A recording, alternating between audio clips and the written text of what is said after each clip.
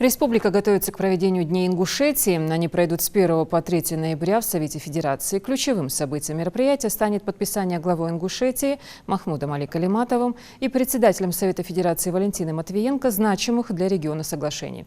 Мероприятие организовано с целью продемонстрировать промышленный, туристический, экономический, культурный потенциал нашего региона представителям сразу всех субъектов страны.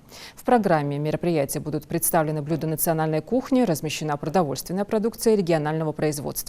Также Минкульт республики развернет целый художественно-выставочный комплекс, куда войдут экспозиции работ мастеров кисти и народных ремесел региона.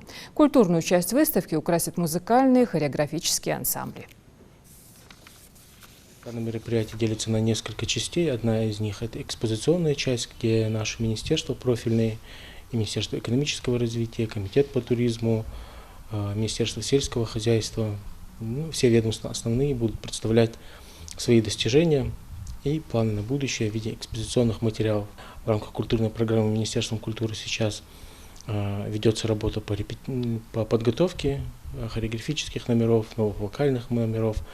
Вместе с тем нам будет представлена интересная и разнообразная выставка живописи и декоративно-прикладного искусства Республики Ингушетия. Мы пытаемся и готовим номера таким образом, чтобы показать в Совете Федерации разнообразную, разножанровую и уникальную ингушскую культуру. Это касается и музыкальных номеров, то есть там будут разные стили и направления, в том числе и на ингушском языке, на русском языке песни, и на иностранных языках. Хотим показать, что у нас есть и вокалисты, и творческие единицы, которые могут работать в различных музыкальных жанрах и направлениях.